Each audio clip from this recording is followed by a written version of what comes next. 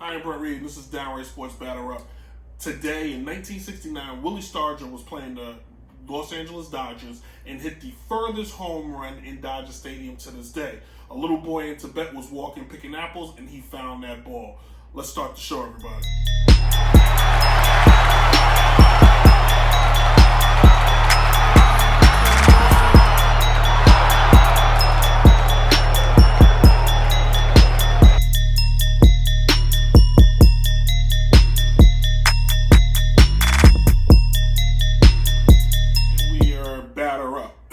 I'm Brent Reed, as you saw in the cold open, and this is the all-new Batter Up today here on YouTube. Subscribe at the bottom.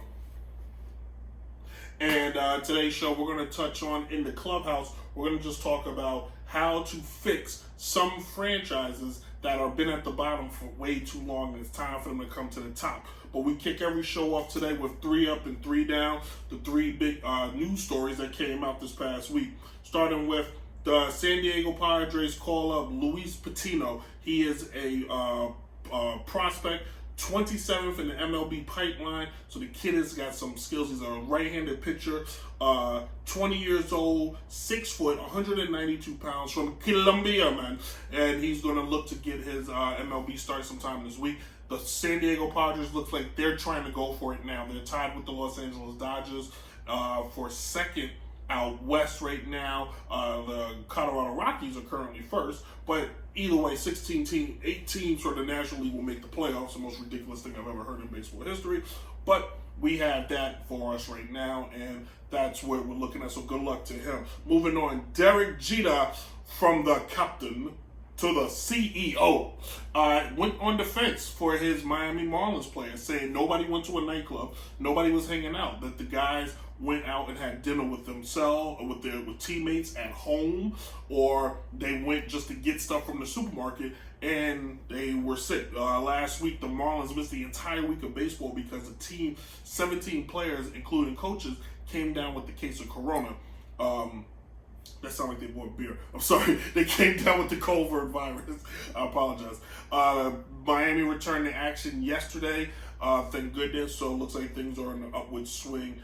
And unfortunately, the Atlanta Braves ace pitcher, Mike Soroka, is out. Tore his Achilles. I can relate. In a few days was my anniversary for my surgery, but he will be out for at least a year. And it looked like his was very painful, and he went down. So I apologize to him and his family. So good luck and wish the best for him.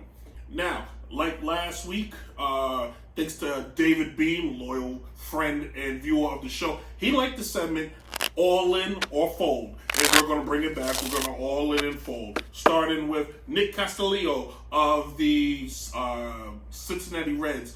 Well, we're going to go all in that this guy could possibly win the MVP award. He's currently tied for the most home runs. He's got a very good batting average right now. He's leading those Reds, even though they're not very good. Could he be an MVP candidate? Should we go all in, or should we fold?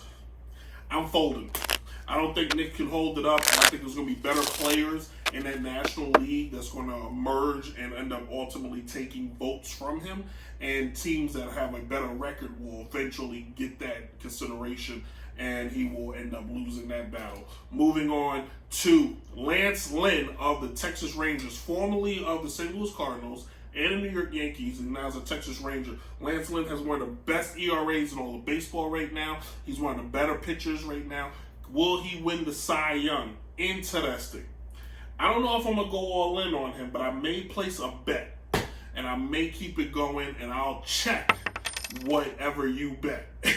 I think Lance could potentially, if he keeps it up in that new ballpark, may have the potential to be a Cy Young winner. I'm not going to fold on him yet, but I will place a bet. And then finally, Albert Pujols is 1 home run away from tying Willie Mays, which brings up the question, will he hit 700? Well, he has 3 home runs now. He needs 17 more to get to 700 this year.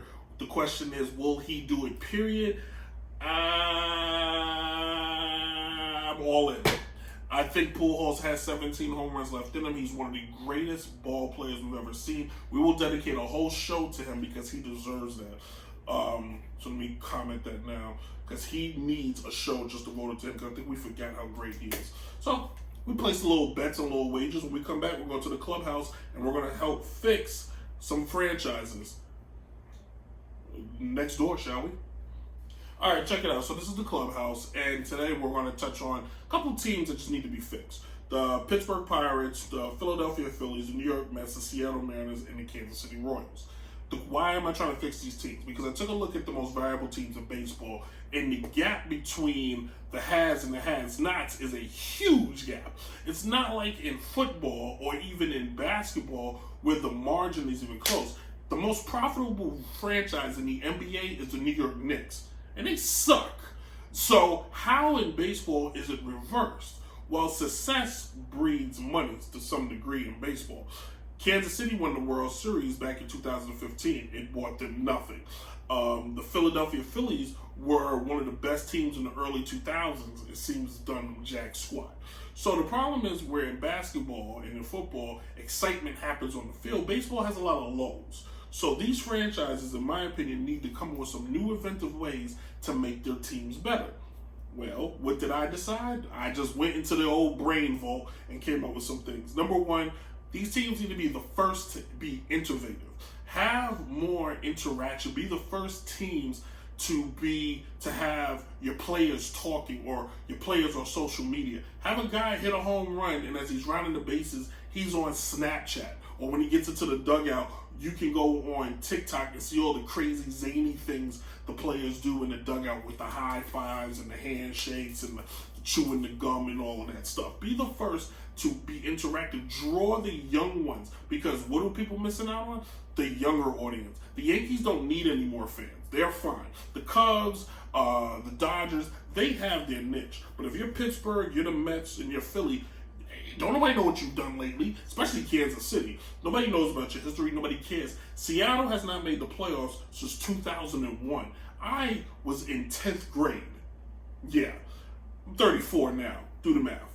So these teams, especially Seattle, you're out there. You're in Nerd Valley, no disrespect. But you can be the first to embrace all that stuff. You can select the walk-up music for the players. Kids may like to try anything. Embrace hip-hop. Be the first team to finally do that. And try something. Moving on. Call up your younger talent. There's no need to sit on young talent. If your team sucks, what else do you have to lose? Sometimes having the younger guys make it better for you. You may have to go with that approach. You have nothing to lose right now. You get a guy in the minor leagues, keep him down there for a year, call him up next year. Go for broke. Forget the veterans, go with the minor league team, and then go with a young management staff or a middle-of-the-road guy, somebody who can talk to the youth today. And then finally, go old school. If you don't mind, go a little old school. Stop with the analytics if it ain't working for you, and go old school. Hit and run, stolen bases, fly balls. The year Kansas City won, everybody thinks it was analytics. It wasn't. It was just old school baseball. Stolen bases, hit and runs here, using the bullpen longer than normal. It used to be your bullpen guys were specialists. They would come in, face one, face the other. Kansas City was like, we're going to the bullpen early, and you guys are going to pitch long. The Indians did it too. That's how bullpens used to work. If the starting pitcher couldn't get it done, the guy coming in, he better be able to go 3. Have that mentality. Build your pitching staff a little bit stronger. Have your starters to be able to go 9, but at the same time, have some guys in there that can. Your bullpen guys. Have your bullpen guys be older pitchers. Have some youth, but have a bullpen guy be an old starter and have him have that commitment. Hey man, when you come in, you may have to go 4. Just saying. These are ideas. That's what I do. I'm an ideas man. We're gonna right now though. We're gonna sit back. We're gonna take that very special pill. Actually, we're gonna drink that very special tea or coffee, and we're gonna go to the land of fantasy. Hey, right, we're going to the land of fantasy, and I bought me a puppet that won't stand up. Oh, he's heavy. Say hello, Shaft. Hello, everybody. All right, what fantasy players you should look out for today? And I'm only going to give you 2. Julio Teheran. He is starting his first game today for the Los Angeles Dodgers. It's his first game of the year. The guy is a decent pitcher. He's got some skills, nice. He's going to give you some strikeouts. Last year, he went 10 and 11. Not great. ERA was around 3.81. So today the Angels are gonna face the Seattle Mariners. Good team for him to face. A team that has nothing going on. He can go out there, get his bearings underneath him. So I like his chances. Pick him up. If he gives you 5, that's a good start. And then I like Bryce Harper today. Why? He's playing in Yankee Stadium. Why? They lost last night. Why? They need to win. The Phillies is terrible. They need to win. They need to make a statement. And Bryce playing in the place, the Yankees should have signed him in the first place. He should take advantage of that short porch. I got Bryce Harper today going 2 for 3, potentially 2 home runs. I can see that. So if you got Bryce, start him. If you don't, try to get him. So that's who I got. Let's get out of the land of make-believe. Shaq, get out of here. You're going crazy. All right. So thank you all for watching. It's been fun. We'll be back next week with a whole new show. Special shout out to Downright Sports, the podcast, which returns this Sunday. What is wrong with you? Returns this Sunday, all new show. Also, new things coming that way, so be on the lookout. Shout out to the one and only DJ Chase, and shout out to a new friend of the show, WTF Wrestling. You can watch it at YouTube. Independent wrestling company on the rise. Take a look at it. And subscribe and become a friend of them also. Also, hit us up at Twitter and Instagram. I haven't said that before, so I'm going to be quiet. Just read it. All right? We'll see you guys next week. Have fun. And as always, wear your mask and be safe. My mask is here. I promise you. I promise you my mask is here. I promise. Here it is. Ow. See?